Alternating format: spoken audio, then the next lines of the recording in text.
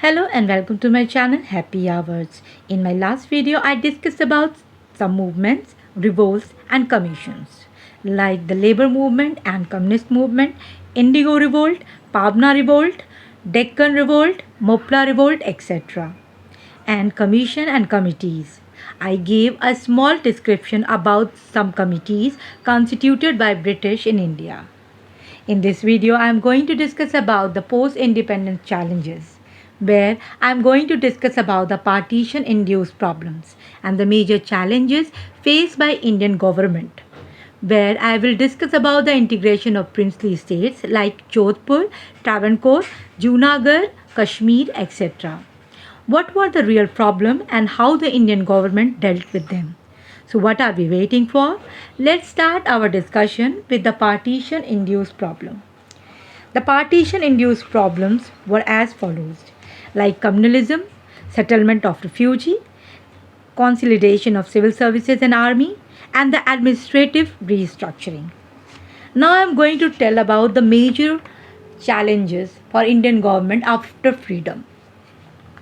That was like integration of princely state, integration of frontier tribes like Nagaland, Mizoram, etc., and the shaping of foreign policy.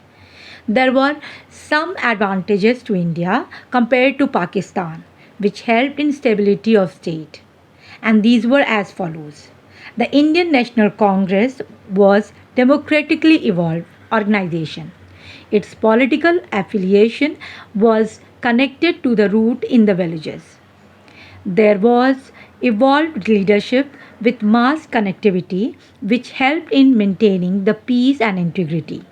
Mountbatten was appointed as first Governor General and his royal connection was important for negotiation with the Raja and the Nawabs.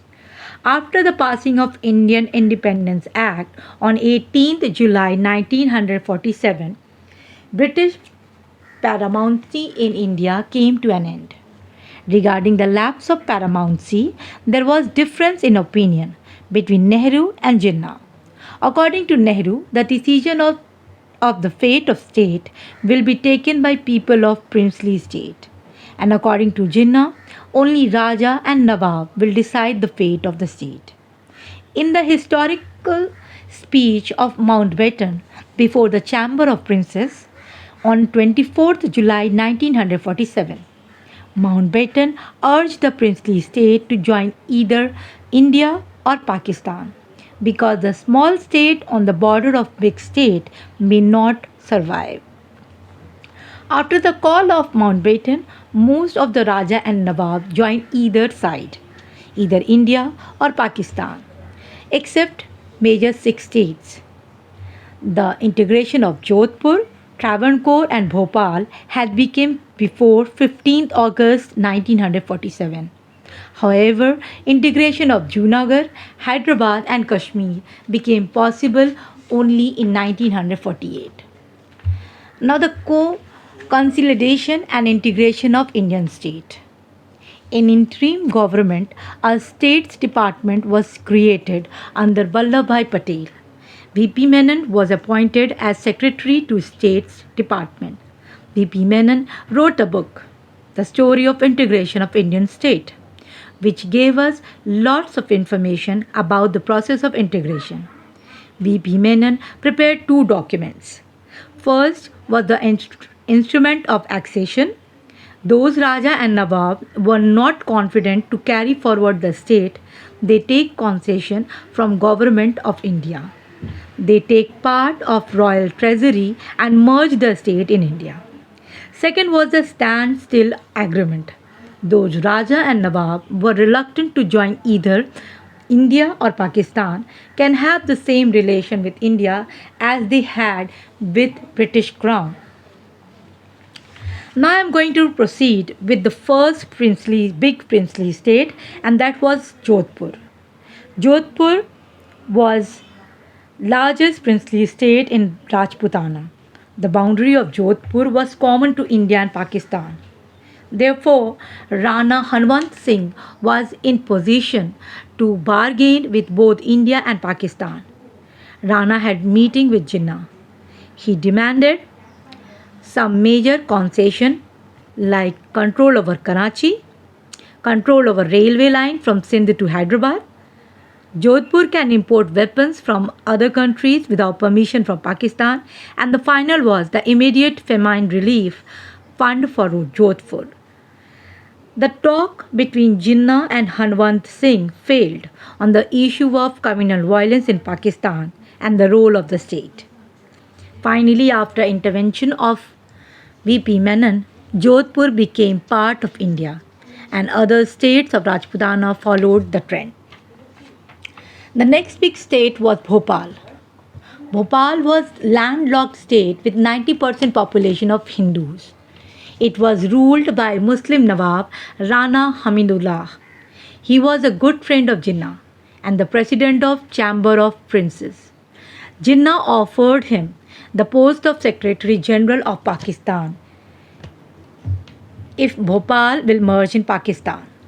Rana Hamidullah had arranged meeting of Raja and Nawabs with Jinnah. Bhopal Congress started Satyagraha against Rana Hamidullah.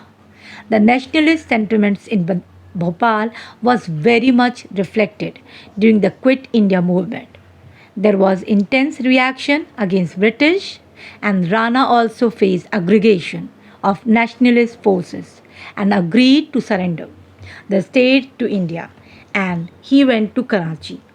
The formal signature of merger of Bhopal became possible only in 1949. Next is Travancore, which is in Kerala. Travancore was a princely state in which executive power was in the hands of Diwan C.P. Ramaswamy Iyer. He was real hurdle of negotiation between government of India and state. He also misguided the king Chittura Tirunal. He presented a model of constitution with American and British composition. According to this constitution, these are the rules. First, the king will be constitutional head. Secondly, Diwan will be executive head. Third, council of ministers will be appointed by Diwan. Fourth and last was there will be elected legislature. Diwan and the council will not be responsible to the legislature, and its role is only advisory. There was rich reserve of thorium in Travancore. Therefore, many Western countries were supporting the independence of Travancore. The communist movement was very critical in Travancore, and communists started violent movement or armed rebellion in Travancore against Diwan. Diwan faced life-threatening attack from communists, so he immediately decided to merge the state in India. With this, I have discussed about the states which joined India before the freedom. Now I am going to proceed with the states like Junagarh, which joined India after the independence. Junagarh, the Nawab was Muhammad Ali Khan and Diwan was Shahnawaz Ali Bhutto. He was the real executive of Junagarh, and the demography, if we'll see, there were 90% of Hindus. Nawab signed instrument of annexation with the Pakistan.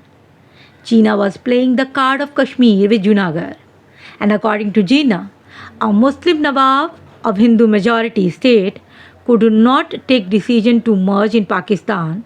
Similarly, Hindu ruler of majority Muslim in Kashmir could not take decision of its merger in India. Meanwhile, VP Menon persuaded two Jagirdar of Junagarh, Mangrol and Bawariawad, to sign the instrument of accession with India. Nawab declared this agreement as the act of revolt and decided to send the military, but government of India responded that these two Jagirs are Indian territory.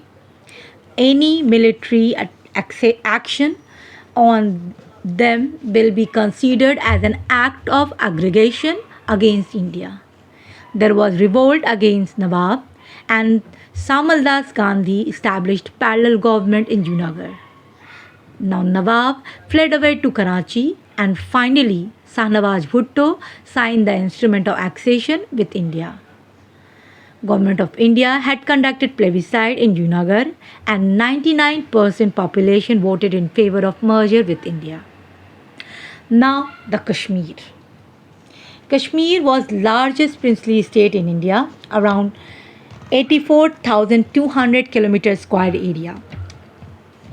Two-thirds population of Kashmir was Muslim population, ruled by Maharaja Hari Singh.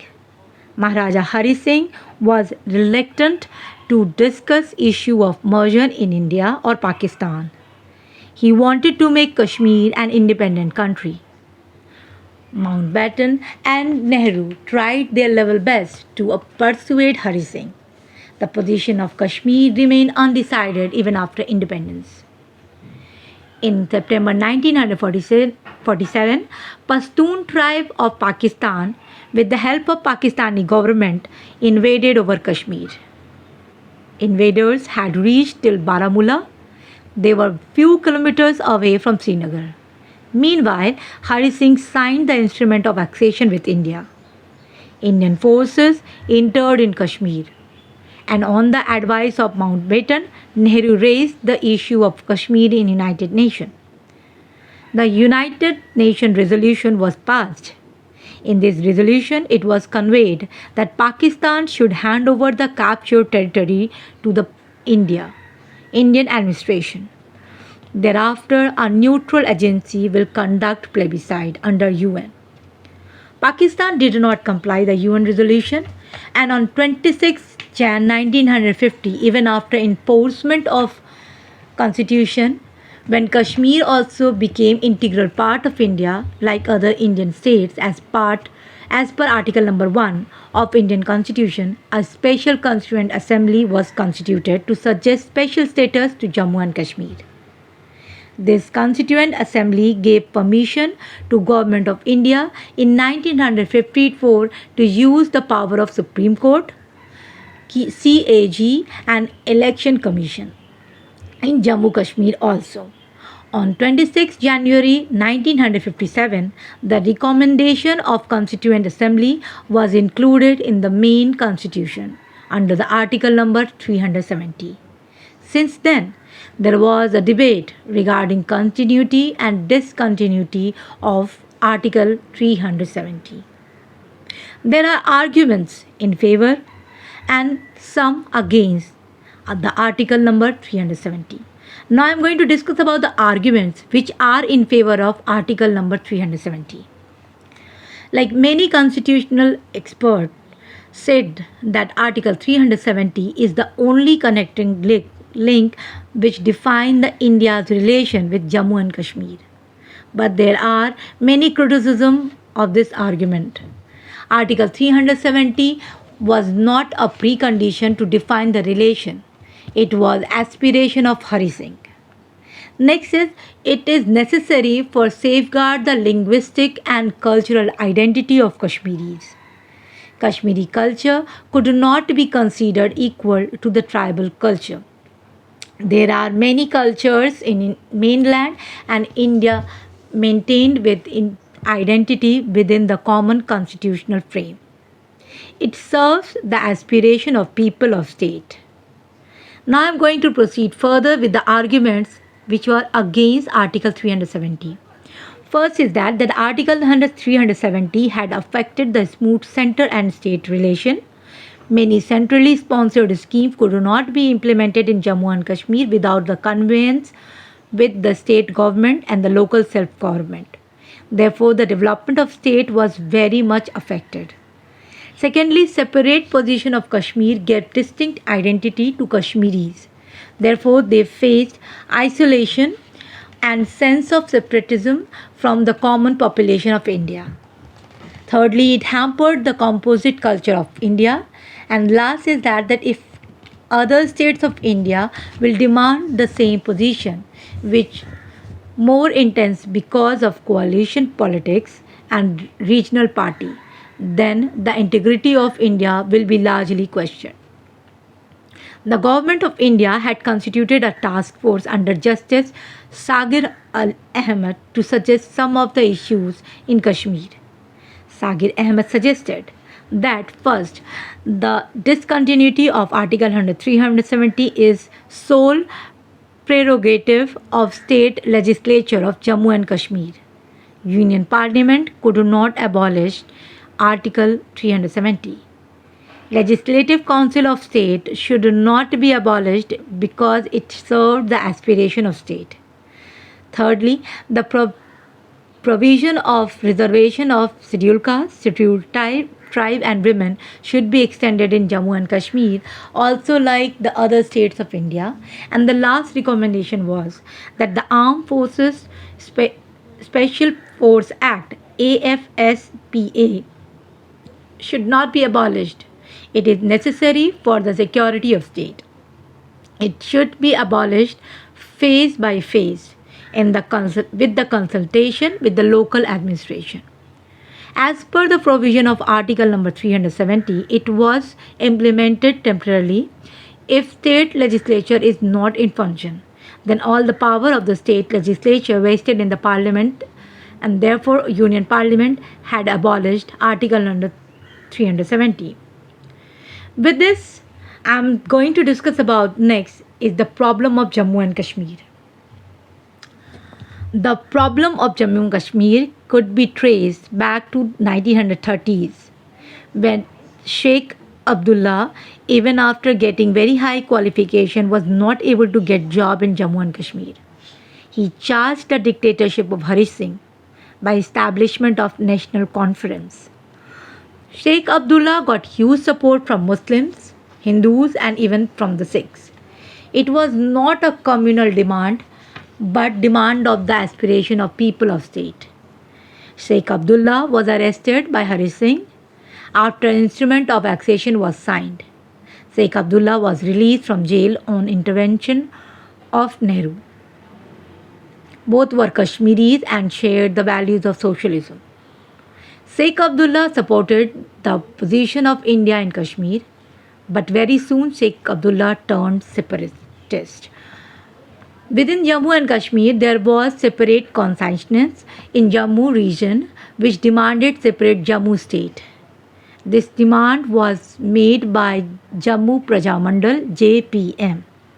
JPM merged in Jan Sangh and the leader of Jan Sangh was Syama Prasad Mukherjee. He went to Srinagar to oppose the separatist view of Sheikh Abdullah. There he was arrested and died in Srinagar jail under mysterious circumstances. This resulted in communal violence in Jammu and Kashmir, and the government of India dismissed Sheikh Abdullah. There was allegation from political circle of Jammu and Kashmir regarding the gross interference in electoral process from Delhi. The result of elections were sometimes rejected by the people. Therefore, democratic disengagement, political isolation led to the rise of sense of separatism. It was favorable and advantageous position to Pakistan. So Pakistan fought two wars with India in 1965 and 1971. The defeat of Pakistan in both the wars made the realization that armed conflict could not be possible to get Kashmir.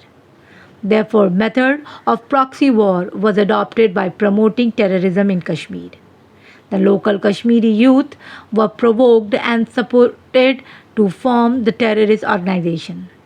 Two terrorist organizations were created, which were JKLF, which is Jammu and Kashmir Liberation Front, and the second one was the Hajibullah Mujahideen.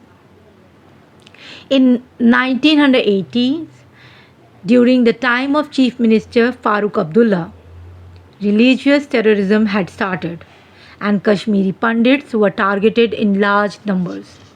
Lakhs of the Kashmiri Pandits were forced to flee away the valley. It had further complicated the problems of Kashmiris. It was genocide of Kashmiri Pandits. Now we should understand what is genocide.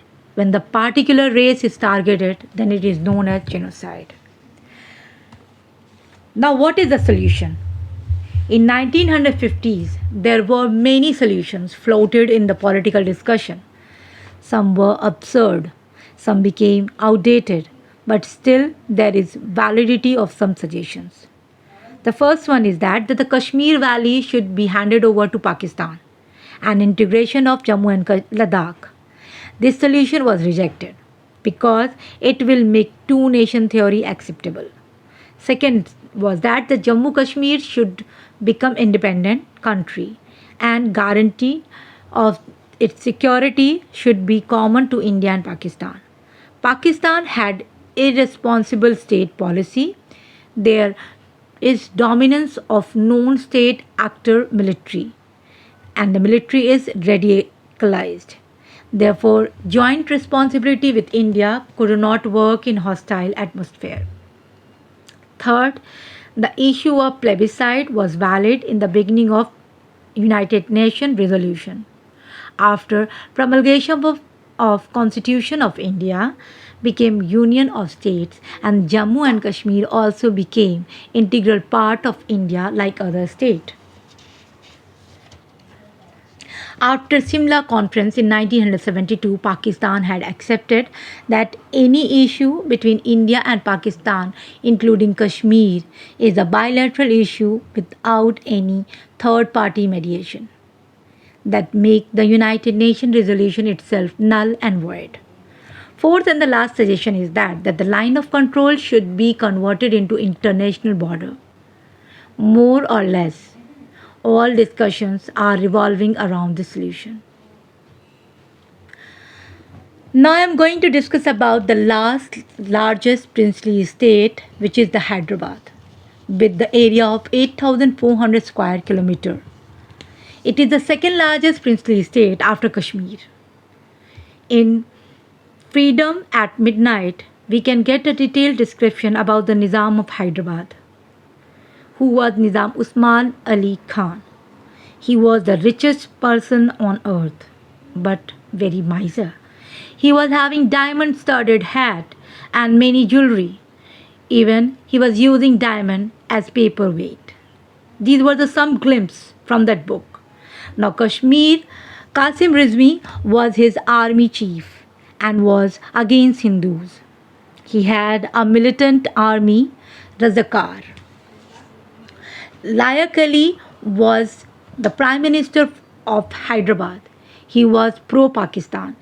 He was in mood to merge with Pakistan. They wanted to become an independent country. This state was established in 1724 by Nizam ul Mulk, Asaf Jah. It was autonomous state of Hyderabad. During the independence of 24th Nizam, Usman Ali Khan decided to make Hyderabad as an independent country. Hyderabad was self-sufficient state with availability of food, grains and minerals, but totally dependent on government of India for petroleum product and salt. The Nizam had signed the standstill agreement with Pakistan and he provided 20 crores to Pakistan for the supply of weapons. Nizam was preparing for war against India. The Prime Minister of Hyderabad, Layak Ali, had already made it clear that formation of democratic government in Hyderabad and its merger with India is not an option. Meanwhile, Government of India had constituted a committee under K.M. Munshi and Government of Hyderabad had constituted committee under Layak Ali. The executive power of state was in the hands of Diwan Qasim Rizvi. He constituted a political party, Ittihad ul Muslimin, to justify the rule of Nizam, and he constituted Razakar, a paramilitary force known for atrocities against Hindus. Qasim Rizvi was having criminal and communal background. He was main hurdle in negotiation with Government of India. Nizam also threatened the Indian state to raise the issue in United Nations if India take military action. Meanwhile, Andhra Congress had started Satyagraha against Nizam. The communist movement started a violent movement in three districts of Hyderabad, named Warangal, Nalagonda and Karimnagar. They targeted the security installation of Nizam. So Nizam was facing internal crisis. After the retirement of Mountbatten as the Governor General of India, Sardar Patel was in position to take the military action. He sent the military under Operation Polo. Both Hindus and Muslims welcomed the Indian forces. And finally, Nizam came on radio and declared the surrender of state to India. Government of India had generous treatment with Nizam. He was allowed to carry the royal treasury and he became Raj Pramukh of Hyderabad. He remained on this post till 1950. With this, we have understood about the integration of princely state. And now I am proceeding with the very important thing, and that is the India China War, which was in the year 1962. India and China has historical ties based on shared values of Buddhism. There was civilizational relation without any border or military conflict. The state evolution of India and China was totally different. India had evolved with the ideology of non-violence, whereas Mao advocated that the power comes from the barrel of the gun. After civil war in China, government of India had supported Mao. In 1950, China invaded over Tibet without taking India in confidence. Suddenly changed in the history and geography of region forever. The border situation between India and China was never defined in the western sides. Both the countries were using the territory with mutual confidence. In the eastern side, there was Simla Agreement of 1914, in which McMahon Line was drawn to demark the boundary between India and Tibet. After independence, due to internationalist ideology of Nehru, the relation between India and China improved significantly, and there was a Panchsheel Agreement in 1954. The Panchsheel was a big ideological initiative between two countries. It gave model to the world to establish international organization and peace and coexistence. Establishment of NAM in 1961 was also based on this basic principle. In 1958, China Pictorial, an official news magazine of China, and it has presented a map in which Aksai Chin in west and Nepha was presented as a part of China. Now the nationalist forces in India pressurized the government to take a reactionary measure to protect integrity of India. Therefore, Prime Minister Jawaharlal Nehru decided to send military on both sides, which escalated the Indo China relation. Before 1958, the border between India and China was managed by IB and CRPF. The issue of the Dalai Lama further escalated the relation. In 1962, China invaded over India, and in the background of Cuban Missile Crisis, China reached far as Lower Assam. Entire northeastern state was disconnected. But dramatically, China decided to pull out from India and return back 20 kilometers away from LAC and expected that India will also follow the same trend. The reason behind the withdrawal of China are as follows. End of Cuban Missile Crisis, and there was a possible interference of America in the war. Secondly, in the winter season, the entire Himalayan belt became frozen, which can disconnect the supply line of China. Thirdly, China had some support from left-wing party, but due to nationalist pressure, the support was withdrawn. Lastly, the implication of Indian-China war has huge impact on future prospect of this country. India was having distinct position among the Western world because of its democratic values. India was the leader of Afro-Asian countries. Western countries were giving due position to India in international politics. But after the defeat of India, this position was taken by China, and India was left isolated and demoralized. Here started the rise of China and stagnation of India. With this, I am coming to an end. And if you like the content of my video, kindly like, share and subscribe. Thank you.